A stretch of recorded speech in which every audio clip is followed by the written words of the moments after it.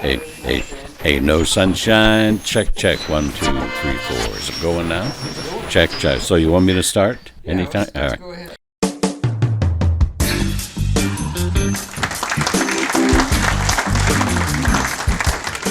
Hey, happy Halloween. Did you do I that with, I did that fill with out the radio too? I fill out the pumpkin shirt quite nicely. Actually, thank you, Marshall. My career was in broadcasting. 6 years on a radio station in Du Bois, Pennsylvania, near my hometown. Then 44 years on a local radio station here in Elkhart County. Now, back in the day, there were three main stations in Elkhart: WTRC, WCMR, and here in Goshen, WKAM.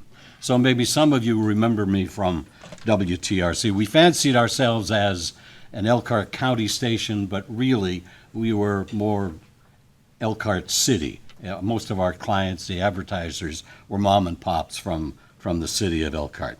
So I spent 50 years on radio. My retirement joke is I used to be on radio. Now I'm on Medicare, Lipitor, and Metamucil. Now that's my retirement joke. And before I get to the sound off calls, let me tell you how I drove 120 miles, gave someone $20 for lunch, and got a much better ending to that joke. I go to the gym 5 days a week. This past January, during the polar vortex, you all remember that? Well, when it was 20 below zero, I did not go to the gym. The next day at 12 below zero, I did go to the gym. And on my way on County Road 6 out to the gym, I passed a guy walking. It was 12 below zero. And as I passed him, I thought, gee, now I'm going to the gym. That's up to him. But when I got to the next intersection, conscience got me. I turned around, I went back. Now, as the guy jumped into my car, I asked, where are you headed? He replied, Angola.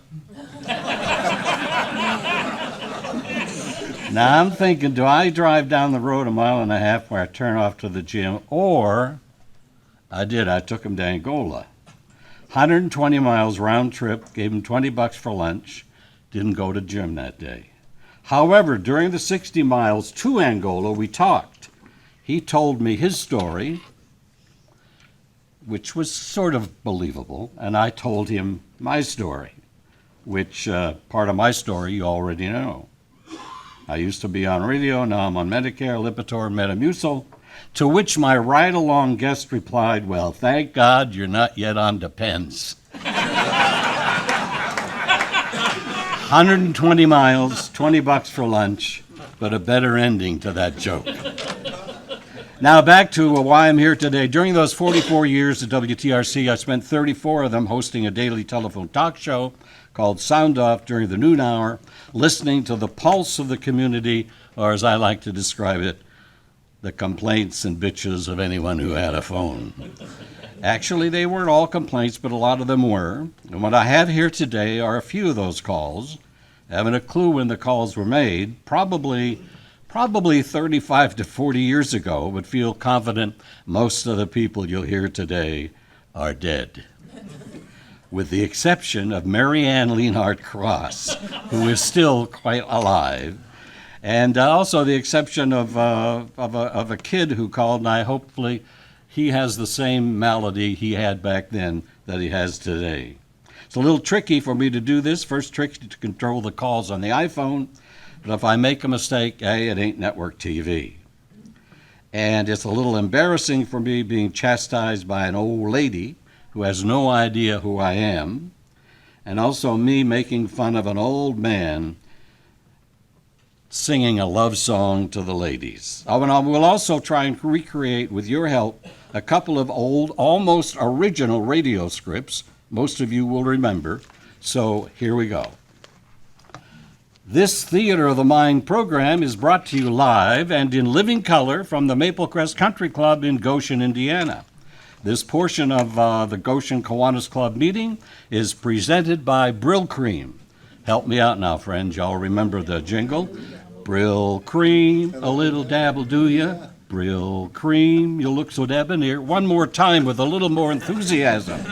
Brill cream, a little dab will do ya. Brill cream, you look so debonair. Men, beware. Use only one dab of Brill cream. Just a little dab makes your hair look excitingly clean and disturbingly healthy. Use more only if you dare. I knew a man, Steve Chupp. He had a beautiful head of hair. The girls just loved to run their fingers through his hair. Ah, but Steve Chupp, he dared to use 2 dabs of Brill cream. And we're not quite sure whatever happened to Steve. Rumor has it he left town, drifted from one state to another, in and out of cheap motels, hitching rides on freight trains, eventually ended up in Goshen, Indiana, and somehow, miraculously, became the president of a local service club, where many club members to this day are scratching their heads and wondering how in the heck did that ever happen. But I'm told he really knows his way around a 1-pound burger. But I stray. Back to our commercial. Brill cream. Use more than one dab. Brill cream refuses to be responsible. Don't end up like Steve Chupp. On 3, help me out again one more time. Brill cream, a little dab will do ya. Brill cream, you look so debonair. Brill cream, the gals will all pursue ya. Brill cream, the gals will all pursue ya. They'll love to get their fingers in your hair.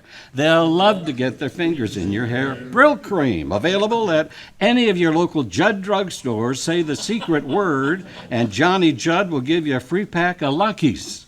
We now return to our Theater of the Mind broadcast from the Goshen Kiwanis Club. All right, now on to the calls. This first call involves waste in government. Some things never change. Gentleman's describing the government studying sea turtles. Why do people move from higher crime areas? Also, why shrimp fight. Now, it's only 24 seconds long, but listen. Wait till I get this going here. The government passed a ruling that $500,000 to determine why government agencies should control sea turtles. Then there's another $650,000 to answer the question, why do people move from higher crime areas? Isn't that just absolutely ridiculous, huh? Now here's another $90,000 to learn why and how shrimp fight. Isn't that the shit? Yeah. Yes, it is.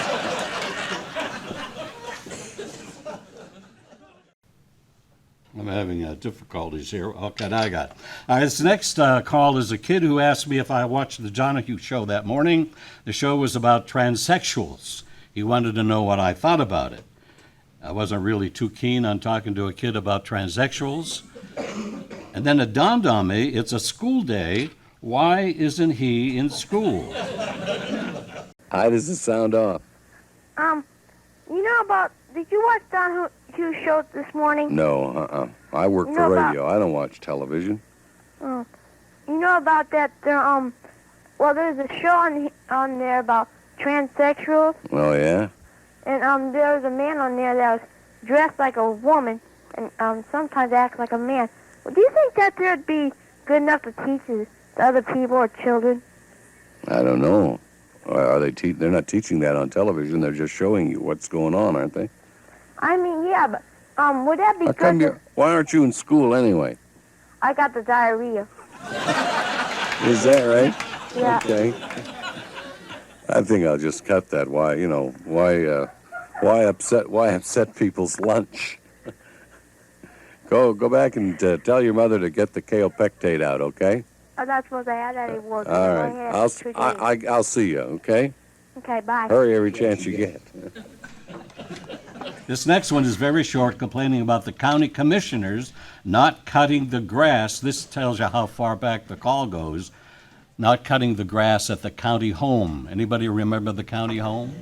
I remember, I think one of your members here, John Huber, was on a committee back then to save the county home. How'd that go, John? Not too good. All right, here's that guy. Hi, this is Sound Off on WTRC. Why, the county commissioners should go out to the county home tomorrow and cut the weeds. They want to have so much to say about the county home. They would rather sit on their damn fat asses and have it torn down. Yeah, that's true. All right, this next call is from Mary Ann Leonhardt Cross. I'm sure many of you know Mary Ann. She was a frequent guest on the program, particularly around the holidays, and she was talking about eggnog, an eggnog recipe. Now, bear in mind, we never mentioned the word alcohol. An older woman called. She was 72 years old, which doesn't seem quite that old to me now. She insists you don't have to put alcohol in eggnog. So listen, it's a little long, but I think worth it. Plus, there's a real eggnog recipe inside this call, and you might want to take notes. But you do not have to put alcohol in eggnog. Spoiler alert, guess what she puts in her eggnog? Hi, this is Sound Off. I have a question or comment for our guest. No, I haven't. Oh. I heard him talking this morning about Oh, wait. whiskey eggnog. Oh, whiskey eggnog. Who was talking about that? No, we weren't talking about whiskey eggnog. We were just talking about eggnog. Well, you can leave the whiskey out. I know, we never mentioned that. We were just talking about eggnog. You can have nice eggnog without putting any... Well, I made this when I was 20 years old. Yeah. I'm 72. All you have to do is leave the whiskey out. And nobody seemed to know how to make eggnog. You don't cook eggnog. Well, maybe in some Some Mary Ann. recipes are cooked, especially for a person that has an allergy to raw eggs, or if a person is an invalid and those kinds of things, and you want to eliminate some of the possibilities of food poisoning occurring or with the raw egg. Well, then that's something new, because I used to make this when I was 20 years old. Yeah. Well, there's cooked methods and there's raw methods, just like there is for ice cream. Yeah. Do you have a recipe you want to share with us? Well, I was going to, but the man acted kind of nuts. Well, no, Alan's not nuts. He just wanted to everybody to realize that Alan and I aren't sitting here talking about No, eggnog you with do not whiskey. you do not have to put whiskey in this. Well, how do you make This it? is an eggnog. Okay. Okay. Now, you take 6 eggs, separate. That's whites and yolks. Okay. Add 1/2 cup of sugar to the yolks while beating. Okay. Add 1/4 cup of sugar to the whites after they have been beaten very stiff. Okay. Mix the egg whites with the yolks.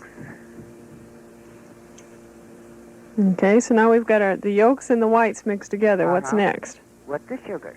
Now stir in 1 pint of rich cream, Okay. 1 pint of milk. Okay. Now this is what you don't want. You don't want the whiskey nor to make the rum. Now Okay. there's your eggnog. Stir thoroughly and serve very cold with grated nutmeg on each glass. And I made this when I was 20 years old, and I'm 72. You never put anything in there, did you? I put whiskey. You do? Yes. Oh, how much whiskey do you put in? Well, I don't know whether I should tell you this now because you were snotty. Oh, hey, I apologize. I didn't mean to be snotty. All right. You- Add 1 pint Oh. of 4 Roses whiskey. Whoa, 1 pint. Yes, that Boy. makes 5 pints of eggnog. That'll get you on down the road, won't it? No, it won't. Are you sleepy after you've had this? No. No?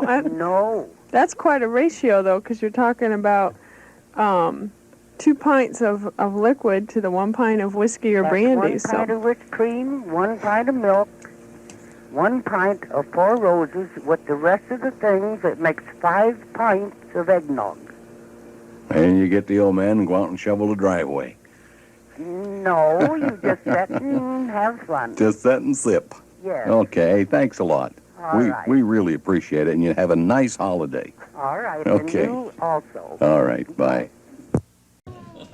We'll return to our Theater of the Mind broadcast from the beautiful Maple Crest Country Club after this message from our sponsor, Alka-Seltzer. Are you ready? Plop, plop, fizz, fizz. Oh, what a relief it is. One more time. Plop, plop, fizz, fizz. Oh, what a relief it is. Friends, do some folks attending the Goshen Kiwanis Club give you a headache and an upset stomach? Look around. You know the people we're talking about. Does the name Marshall King come to mind? Should a headache or upset stomach spoil an entire club meeting because Marshall might have had a hand in preparing the food?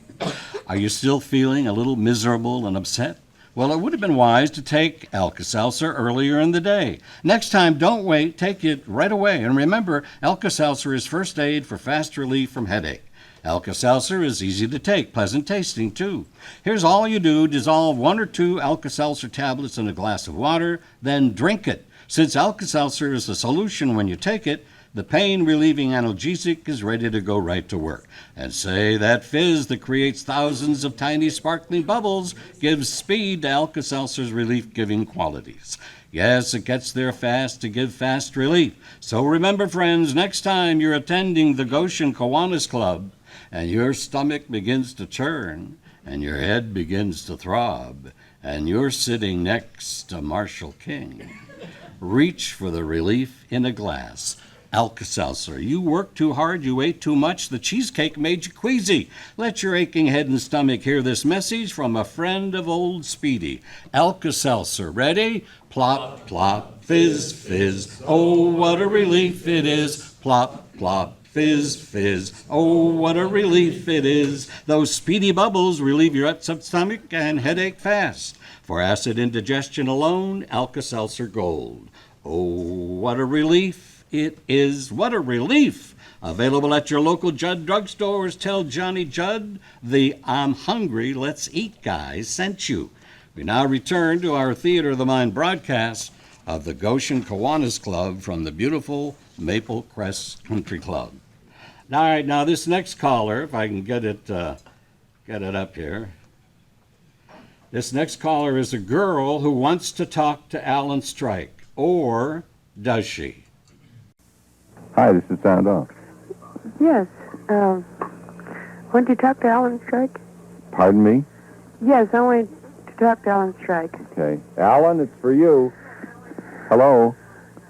Yeah. Go ahead. Yeah. You're on. Oh, boy. That's it. I have no idea what she wanted to talk about.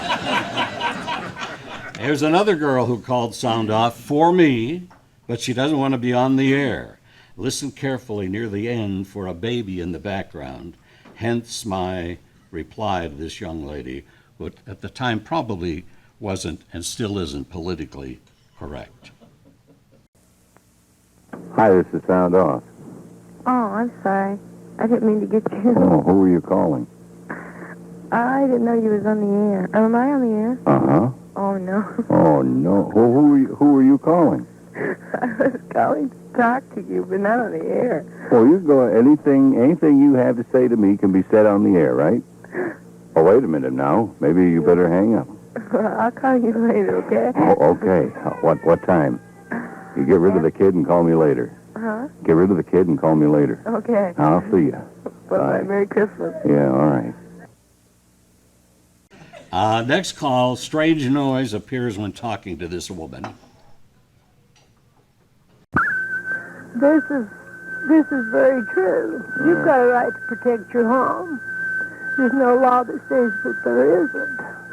Ask any police officer. Okay. I have to interrupt. There's some kind of weird noise going on at your house, driving me crazy. I hear that too, but it's not in my house. It isn't. No, it isn't. You sure you don't have the tea kettle on? No, I don't have anything on. You don't have anything on? No. My goodness. Always go for the cheap joke. All right, here's the final call, and it's just awful what I did to this poor man who wanted to sing a song to honor all the beautiful ladies in America. Unfortunately, I couldn't resist playing the part of the family dog.